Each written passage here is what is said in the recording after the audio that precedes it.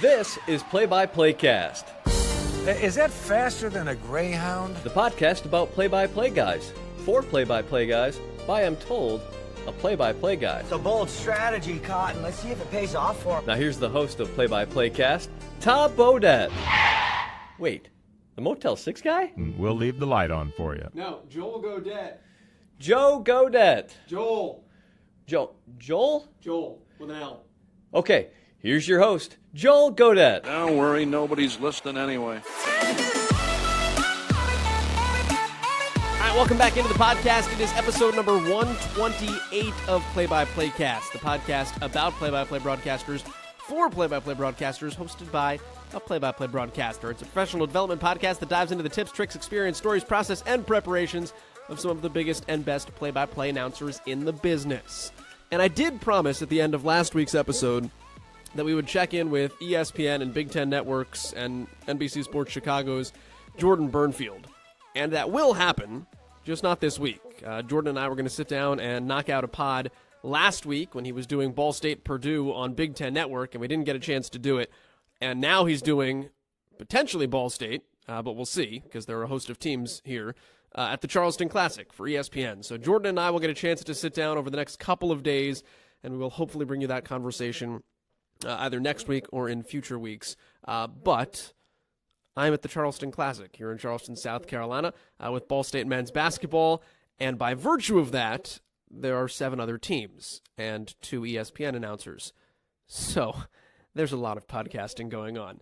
We will hear from Mike Kennedy from Wichita State in the coming weeks. Chris Stewart, who is the basketball voice of Alabama, will join us in the coming weeks. We've had Eli Gold on, who does Alabama football previously, and I'm going to give you a wrong number, but it was back in the teens. I think it might be episode 19 off the top of my head, if you want to scroll back through the back catalog. But today's guest is the guy that had the call of Virginia Tech and Ball State on ESPN yesterday, if you're listening to this podcast on time.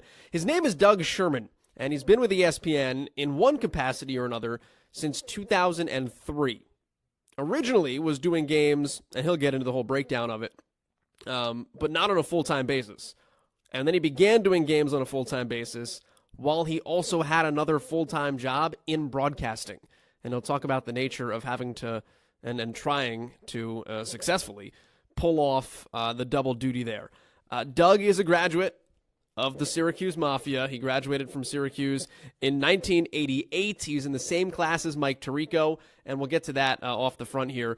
But his story is really cool because of the career twists and turns and the working 2 jobs and biding his time and putting in the work and putting in the effort, and was doing games on ESPN for a long time before he got to the stature and the status he is at now. So we'll talk about that whole course. We'll touch a little bit on his preparation, how much he goes back and looks at things, what he looks for, what makes good television. But I think what's different that we get on this week is his analyst talk. And we'll touch on working with Dick Vitale and working with Jay Billis and working with different analysts and how you adapt and adjust to the guy who's sitting in the chair next to you, and also how he preps to work with different analysts. He doesn't just prep for the game and the opponents, but he preps for the person he works with. So I think that's an interesting twist we get to here with Doug Sherman. But as we do with so many guys in the Mafia, we start with his time at Newhouse and at Syracuse and the guys he was with. And the favorite question of, did you know then that a lot of the guys that were around you would turn into what they are now? Doug Sherman is our guest on episode number 128 of PXPcast. Doug, we'll start this where I feel like I start with everybody that goes to Syracuse, which makes everybody that listens to this podcast either exuberant or eye-rolling. Tell me about when you were in college and who you were at WAER with and what that atmosphere was like as a student. Well, first of all, thank you for having me. And second of all, Joel, I was there in the mid-'80s, so I got there in the fall of '84 and was there through the spring of '88. And Mike Tirico is a classmate of mine. And Ian Eagle was a couple years behind us. Sean McDonough was 3 years or 4 years ahead of me. So we had a lot of talent. And you know, the thing that I tell folks, that when those guys are your colleagues or your peers, and they are as good as they were at the ages of 18, 19, and 20, you realize the bar is very high, and if you want to succeed in this industry, you better work at it and get better. How high was that bar? How good were they at 18, 19, 20? I always love asking, like, did you know then that 30 years later we'd be sitting here talking about the same guys and kind of what their beginnings and origin stories were? Yes. Very simply, it was clear from the start with each of those three guys I just mentioned, and I could go on forever talking about other guys who are very, very good and have made, tremendous marks in this industry. But Mike in particular, again, Mike and I got there at the same time in September of 1984, and by the time I figured out a couple of days into my freshman year where the WAER studios were to go down and get involved, Mike was basically an upperclassman. I mean, he was so far ahead of all the rest of us. His aptitude for it, his drive, his passion. Even though he is class of 88 with me in a lot of ways, he was ahead of us by a year or two or three, and he socialized a lot with the upperclassmen, and he really did, quote, turn pro after his junior year because he got hired by the local CBS affiliate in Syracuse to do the weekend sportscast. And so it was very apparent with him right from the start. Same thing with Ian Eagle. So Ian was class of 90, I think. And I very clearly remember him coming in and realizing, oh, there's another one, that it was very evident as soon as Ian got behind a microphone that he had it. Whatever it was just part of his DNA right from the start. There's like an 8-year period, I feel like, where like you could just rope off, I don't even know, like 86 to 94 and capture like 90% of working national media right now. How intimidating at some respects was that when you're coming in? Like I remember when I was a freshman, and you look back on it now and it's kind of funny with, who's gone where, and like you're afraid of anybody who came in with any prior experience. It's like, how am I ever going to live up to this? So when you walk into that setting, how do you go about, in some ways, running your own race so that you can be successful in your own right?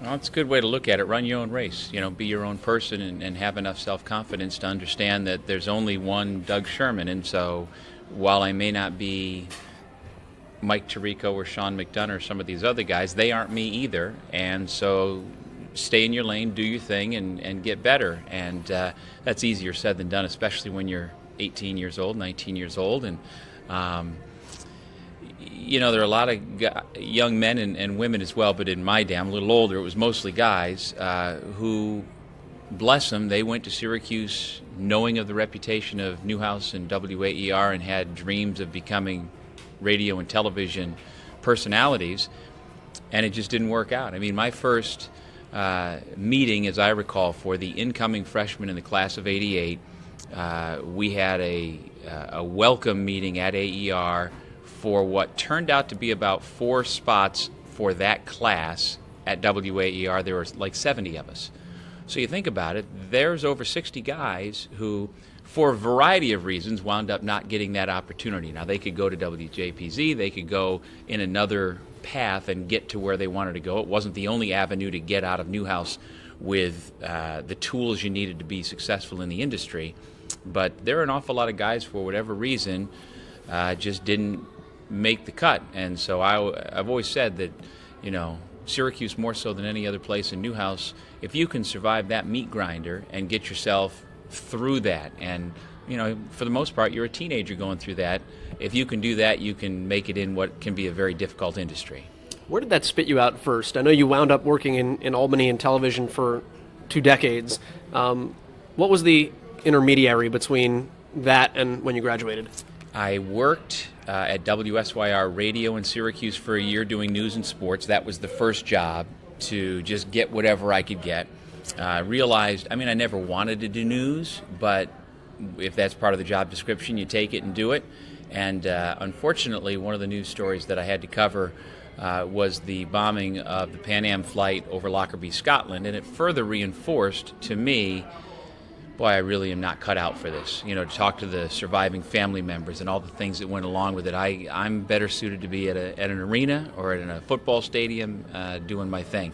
So that further reinforced that I don't want to follow a news path where, one of my classmates, a guy named Sean Coulthard, he did all the AER sports stuff with us, but he thought that there'd be a quicker path to the top if he went into news, so he immediately went into news. Long story short, 30 years later, his name is Michael Cole, and he's the lead announcer at WWE. So you never know where the path's going to take you. But anyhow, You mentioned covering the Lockerbie bombing, and for people that aren't associated with Syracuse, is still so well known and remembered by the university. There are Lockerbie scholars right now that you can go to the university, and it's one of the highest level scholarships you can get in remembrance of those that were killed.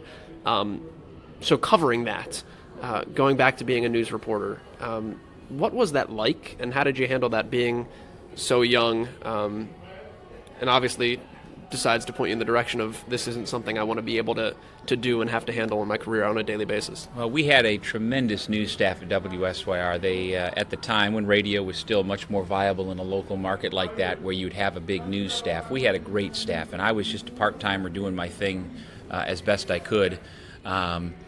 We broke that story. One of my classmates, who actually was the other young hire right out of college who wanted to be in news and stayed in news for a long, long time, she was the one who pieced together in her mind that, oh, wait a second, a plane just went down and it was leaving where, coming where. She's the one who realized there are probably lots of Syracuse students coming back from their semesters overseas, and sure enough, she was able to figure out pretty quickly that's what was going on. And so I remember one of the things that I did that really was stark in terms of contrast from what I wanted to do. They had, of course, remembrances and a memorial before the next basketball game at the Dome, the next Syracuse game. And so that was my assignment that night, to go to the Dome and not cover the game, but to cover the service. And I'm just like, wow. I mean, I appreciate what they're doing, and it's important work, and I'm glad for those who have followed that career path. But you know, you suck it up, you do what you have to do, you do your job, and you compartmentalize.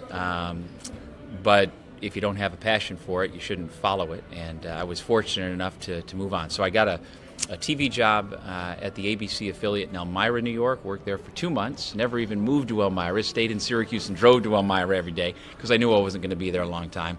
Then I got a job as the radio voice at Siena College in Albany, and also as sports director for a radio station there.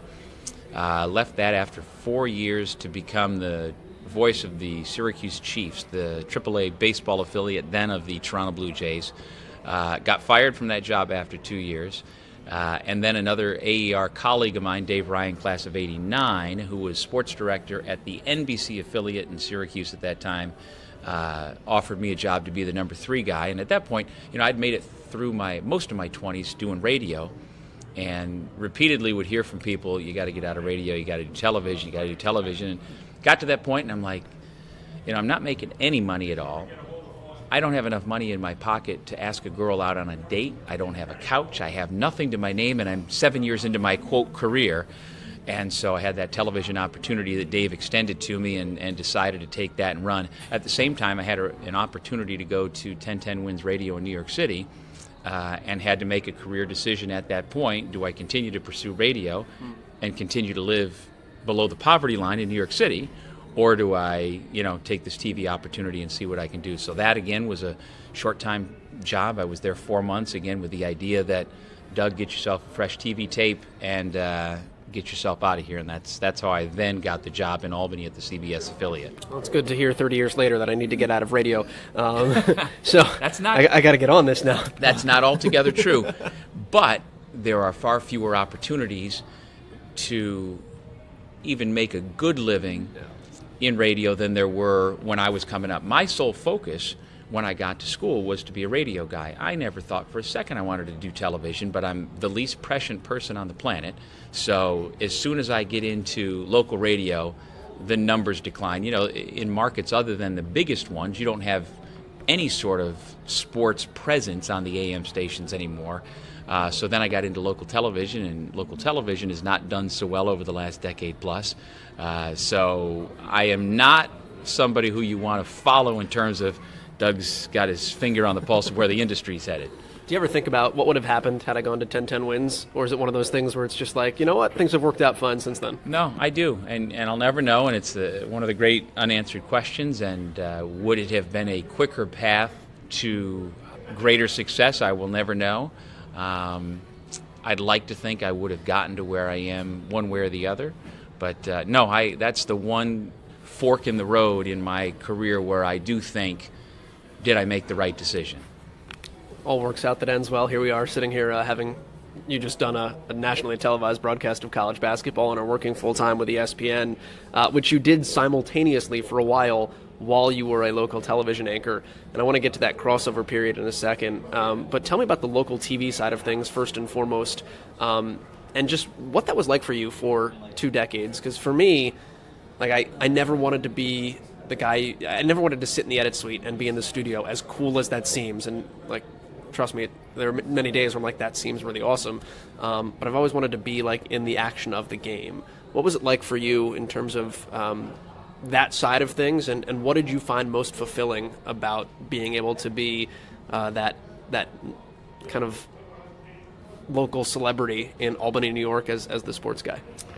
Well, I don't know about celebrity, but you are recognized when you go around town. But probably the neatest thing for me at that point was you finally had a lot of eyeballs on you in the market you were in when you're doing some of the smaller radio stuff that I'd been doing. You could call a great game. You could have all sorts of good things going on, and not many folks would know it, where in television, if you did something good, you'd hear about it and get that reaffirmation that, hey, you're doing all right.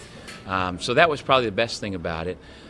When I got hired at WRGB in Albany in '95, I was the weekend guy. My intention was not to stay there 21 years. I signed a 3-year contract and thought, oh my gosh, that's a long time. But then, I like the idea of some stability. I like the idea of a better paycheck. I like the idea of, I met my wife at that time, and you get settled in a little bit, and then the sports director leaves. They replace him with me. Then you sign a new contract, and before you know it, it's 5 years, 8 years, 12 years, 20 years. But back to what you were saying about wanting to be not stuck in the studio, so to speak, I never really took at least one of my toes out of the play-by-play pool. I always was doing something where I was able to get that fix and get myself into the arena setting and be able to enjoy it the way you and I like to enjoy sports.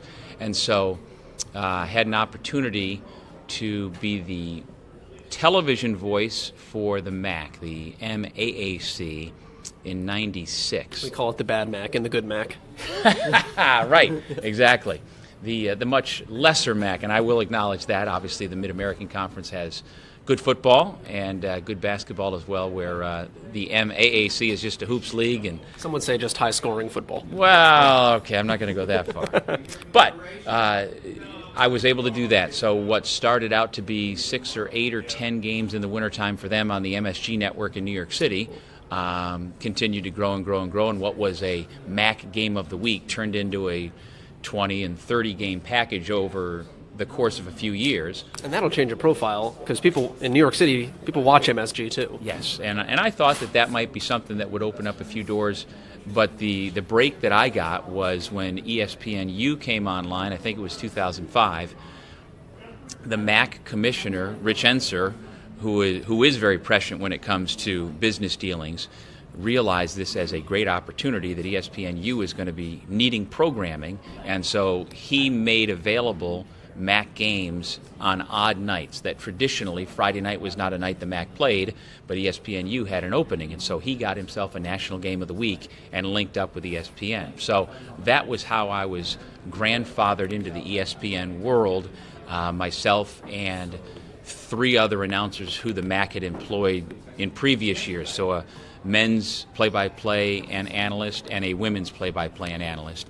After the first year of us doing those games on ESPNU, ESPN then took control of who they were going to have on their air, and they decided to keep me and let the other folks go. So that was a good sign. I'm like, all right, I'll take that. And then so throughout the next 10 years, I kept getting more and more work as a freelancer while I was still working full-time at the CBS affiliate in Albany.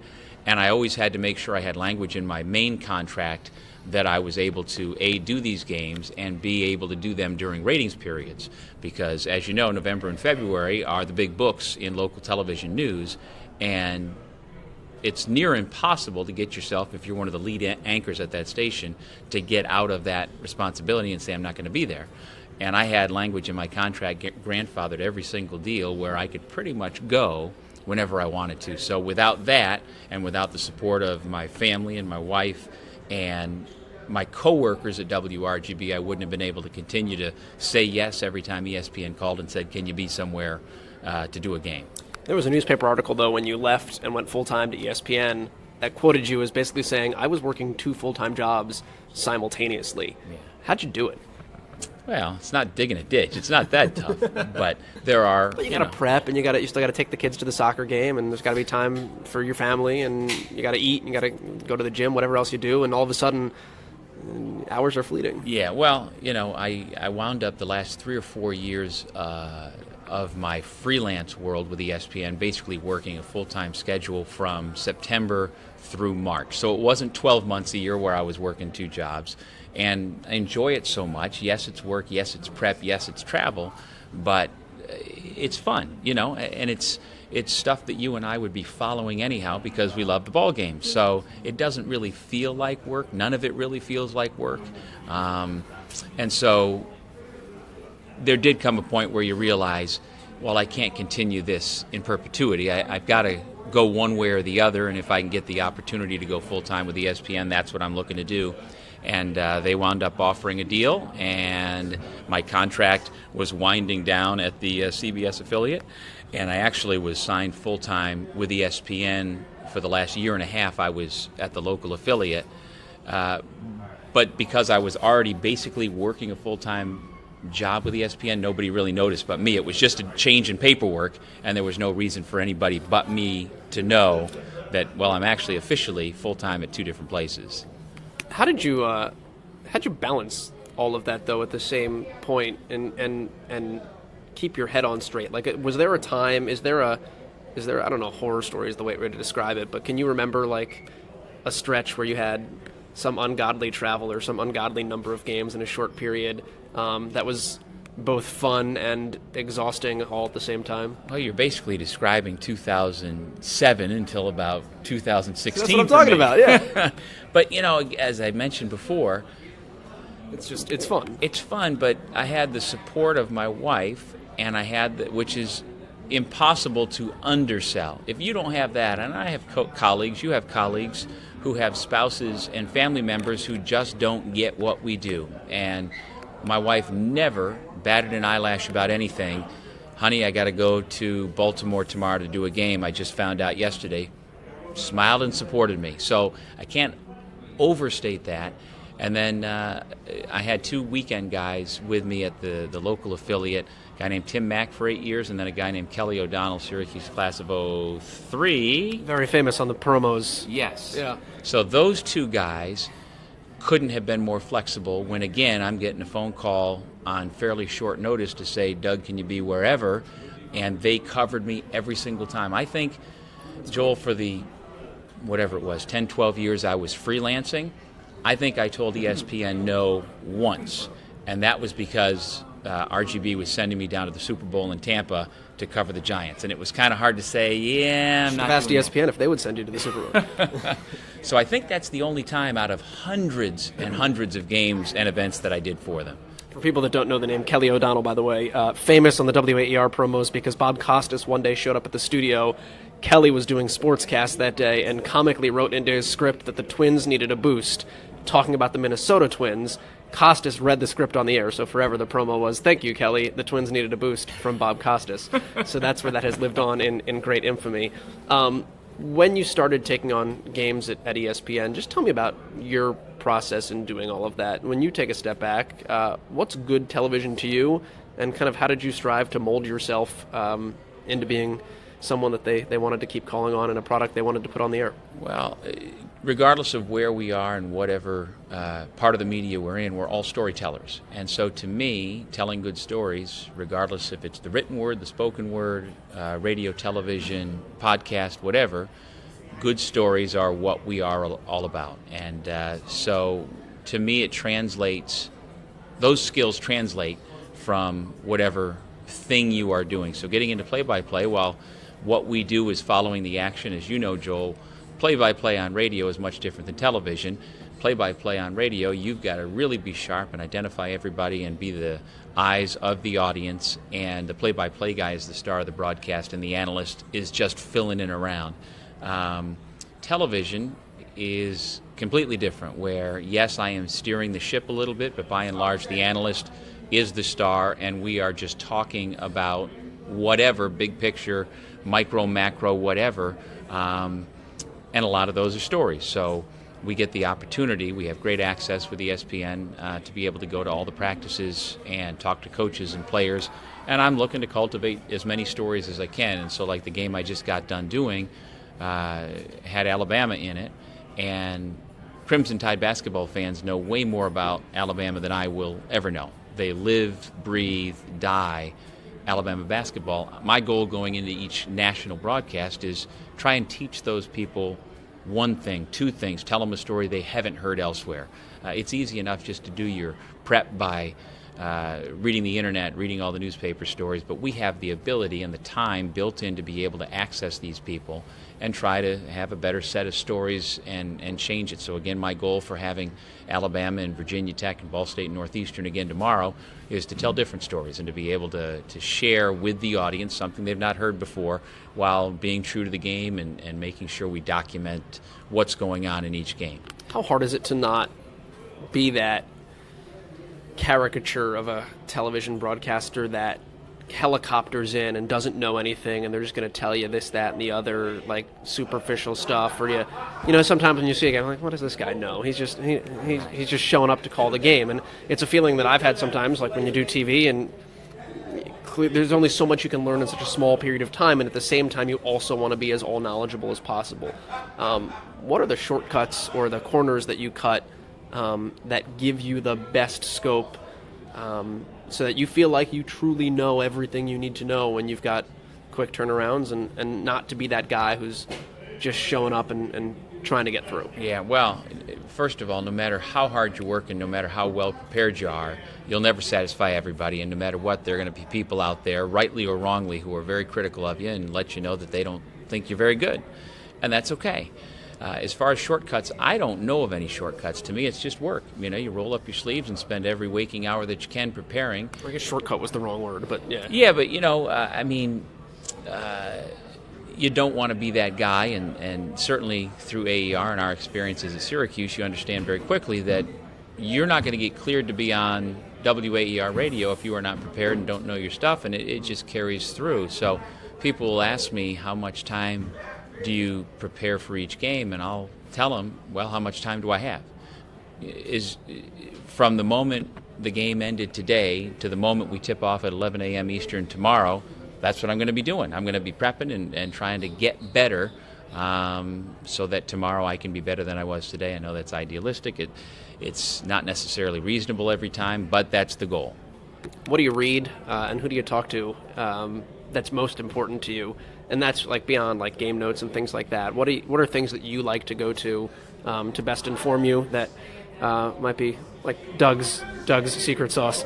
Well, I mean, the sports information directors are all very valuable, or many of them are valuable. You also understand the ones that maybe aren't as good as some others, but they are always a great resource. I use Google like everybody else and get my eyeballs on every single article I can. A lot of the SIDs also send you clips that are newspaper stories from that media market, and they put them all in one place and make it very easy to, you know, go and pour through everything to try and cram for what's been written over the last 2, 3, 4 months to get ready for the game.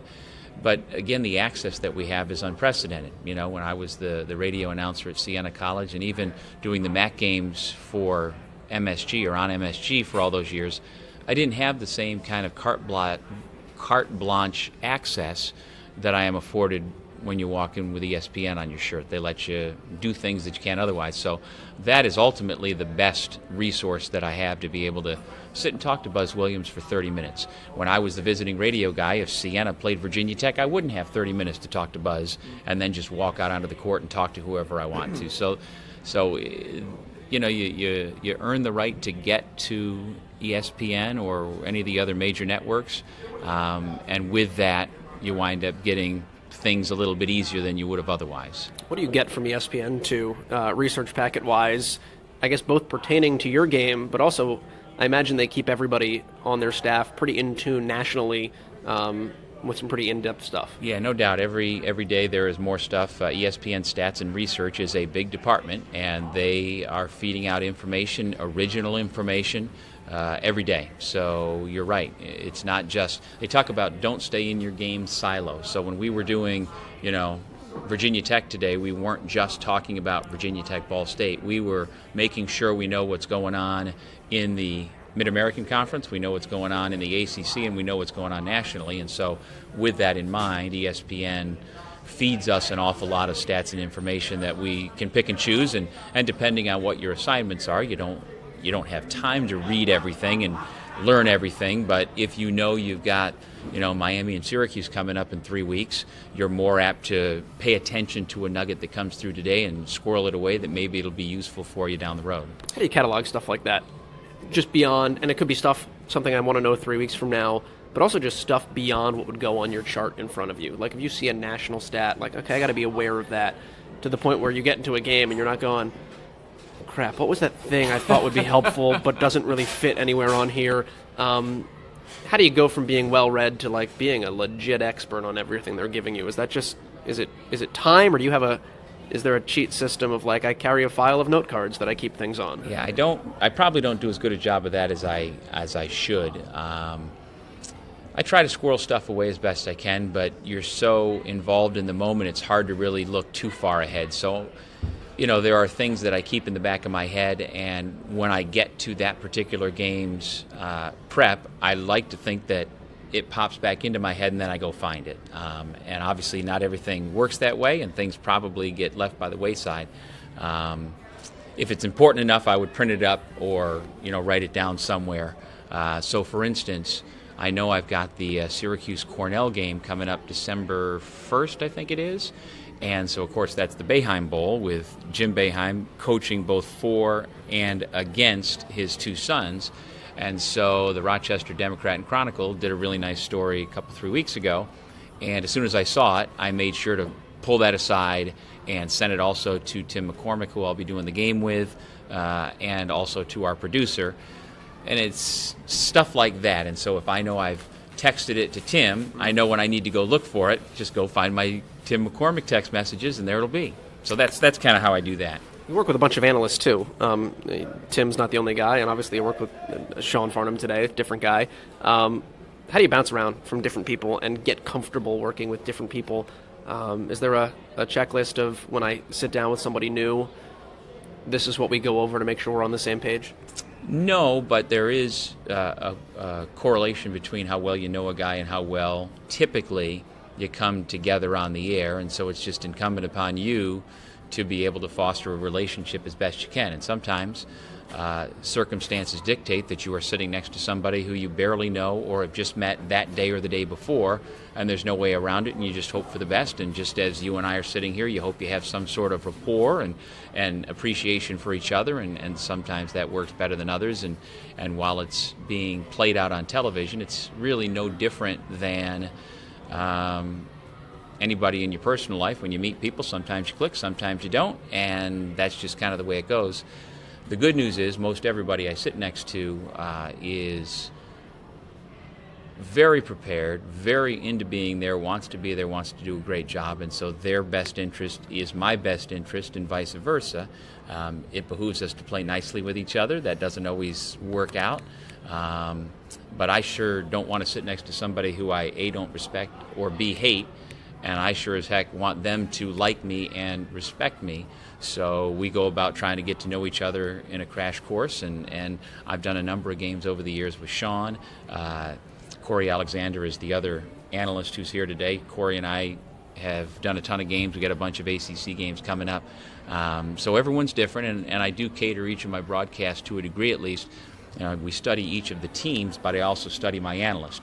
Not that you need to study Dick Vitale or Jay Billis because you know who they are and you know where they've been, but I also go through and refresh my memory just so that I see their path, and if anything registers that makes sense from their past to that night's game that I can bring up, I do that. So I make sure I refresh my memory that Sean Farnham played years A, B, C, and D at UCLA. These are the guys he played for. These are the guys he played with. Are there any connections? With us, you were talking about whether or not he was on that UCLA team that got beat by Ball State. Yeah. Exactly. And so for instance, at an event like this, there are NBA scouts all over the place. And so I'm forever trying to figure out, does Sean know any of them? Does he have a connection that I can pull into the broadcast and do that way? And a lot of times then you can have fun with it, like we were saying about the UCLA connection with having played in the NCAA tournament and whether they won or lost, and if I can playfully goof on Sean, and he's one of the good guys in terms of you can throw anything at him, you can bust his chops, you can have a good time, and you feel that out too. There are guys who clearly want to stay much more on the straight and narrow X's and O's, and there are other guys who will go anywhere you lead them, and the only way to learn that really is when you sit next to him. Have you done a game with Dick or with Jay? I have, with both of them. And so the first game I did with Dick was a top 15 game, Virginia-Louisville. And I had not met Dick. So now Dick, things are different. The rules are different with Dick Vitale. And so he flies private to every game. He pays for it out of his own pocket. But he no longer, he's pushing 80. I'm not sure where he is in his 70s. He's somewhere at least in his mid-70s. He is indefatigable, but he is still not a young man. So that day we had a night game. I think it was a 7 o'clock game in Louisville. He lives in Florida. He doesn't come the day before for practice like the rest of us. He just has earned that right not to do that. So he flew, I don't remember when wheels were up, but the game was at 7. He maybe left Florida at around noon. Got to Louisville around 4, and so he and I had a crash course of getting to know each other a little bit, and had a great time. And he was somebody who, I didn't grow up watching him. He got on television when I was in junior high school, got on ESPN, so I've had a feeling for what I was getting into. And then Jay Billis and I did one game last year. It was North Carolina at Tennessee. So that was a fun game. And sitting next to Jay in that environment, I must admit, less so about sitting next to Jay and more so about what he represents as the top of our food chain, that if I'm sitting next to him, A, it's affirming, and B, I better be on top of my game. And somewhat the same way with Dick, but Dick's a little different. And Dick... it's just different. Jay and Dick are 1 and 1A in a lot of ways, but Jay is the here and now and going forward. Well, so you said there's different rules with a guy like Dick Vitale, and that just applies like physically to calling a game too, because he is not a typical analyst. Like in some respects, he becomes the show, and your job as a play-by-play announcer is very much different than if you were calling a game with anybody else. How do you adjust yourself to get used to that? Because you just have to accept the fact that you're not going to be able to, A, talk as much or a lot, and there might be moments that you would normally hit that you're just not going to, and that is incumbent upon you to make that adjustment. It's not incumbent upon him to get used to you. No question about that, and not everybody is as willing to see the spotlight as I am. I don't get paid by the word. I don't really care. I want for the broadcast collectively to be as good as it can be, and as you say, Dick's going to be Dick. But I guess how hard is it to make that change in yourself? Because it's something certainly you're not used to on a regular basis. Yeah, I would say it's not hard at all. To me, it's again, knowing the person you're sitting next to, whether there's a television camera pointing at you or not, or whether you have a microphone in front of you or not. To me, it's intuitive. I did games with Bob Knight before he was let go by ESPN. And that's another one where you go into it understanding the rules that apply for most of us do not apply for him, and that this broadcast is going to be different and done, in a manner that suits him, that not necessarily suits the group. And so you go in understanding that, and people like Dick and Jay and Coach Knight have earned that right. And I don't begrudge them that, and it would only behoove me to go along and make the day and the night and the broadcast just as good as it can possibly be. So I wouldn't say that is difficult or a challenge, but you absolutely cater your style to your analyst based on who they are and how they come across. What's your self-evaluation process like? How much do you watch yourself back? And I guess how has that changed throughout your career and the types of things that you look for? I watch back less and less because I hate seeing and hearing myself more and more. I used to listen and watch everything, and over the last several years, I've got a DVR full of my broadcast back at home, and I don't watch very much of it at all. I'll go and look at some specific things that I have in my head that I understand I want to see, but in terms of just sitting and watching and listening, as I've gotten older, I have less and less interest to do that. What's hard about watching yourself back? Because I feel like a lot of us have that fear. We're all hypercritical of ourselves. There's no bigger critic than I am of myself. And so, for instance, I don't know if you're the same way, but I am forever thinking, how could I have said that better? How could I have said it more succinctly? How could I have used different verbiage or language? How could I?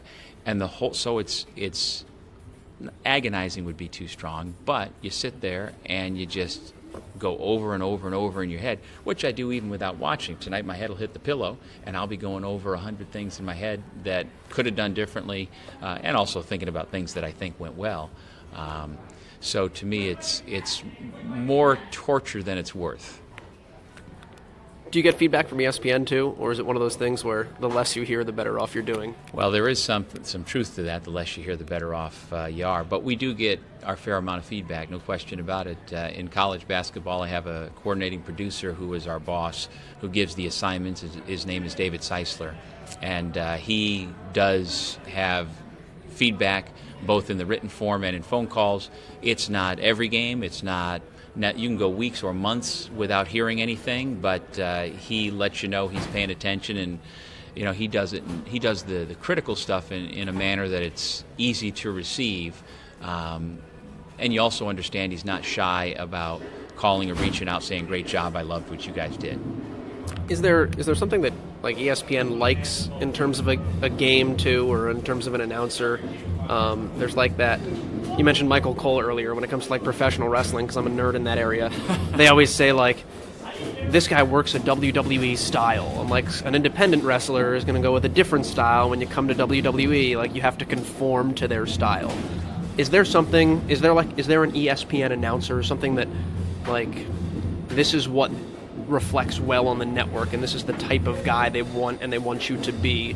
Are there types of things like that, and do they give you feedback that helps you kind of fit to that description, if that makes sense? Yeah, no, I would say no. I think they like for each of us to be unique. They want each of us, obviously, to be professional and accurate and not embarrass the company. That's very important, and ESPN is owned by Disney, so they are very particular about not going over the line. So we hear that sort of stuff, but in terms of trying to fit us into a certain ESPN mold, I don't think so. I don't feel that. I don't remember a time where any of my bosses have made me feel that way. The critiques that I get are more game specific about how you could handle this situation better or that situation better.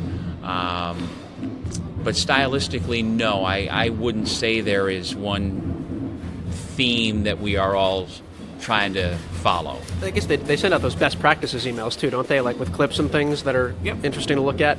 And I think sometimes they do like, this is creative and different. How does your mind think outside the box sometimes? And do you ever come up with ideas to like, I remember there was like Benetti and Dockich did like the not mean tweets with Dan Dockich, and I think Kevin Brown at one point flipped play-by-play and analyst roles for a 4-minute stretch. Who drives a lot of that? Is that a production side thing, or will you come up with ideas sometimes and they're like, hey guys, bear with me, right, but this is cool? Yeah, well, it's a combination, and that is encouraged by everybody in the process. So whether it's a producer or a director or the play-by-play or analyst, that sort of stuff comes organically wherever it comes from. And so you mentioned Jason and Kevin. They are two guys who are very much looking to push that envelope and have fun with those things. And so in that case where Jason is with Dan Dockich, you understand with Dan, you have a lot greater latitude to be able to do anything. And he is somebody, and Jason, I don't know whether he has or not, we do get reined in. If you go too far with certain things, they are very much paying attention to that. And as you know, sometimes things work, sometimes they don't. You've got good intentions, you want to be able to do it, you want to be edgy or funny or different or creative. Those are all great things. But they're not always going to hit their mark.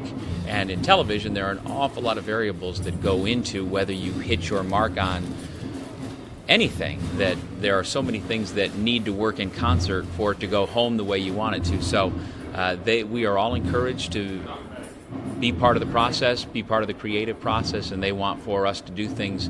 When you're doing thousands of games a year, it's hard to make any one stand out, and so they want for us to put a unique brand, if possible, without being stupid and going over the top on each broadcast if possible.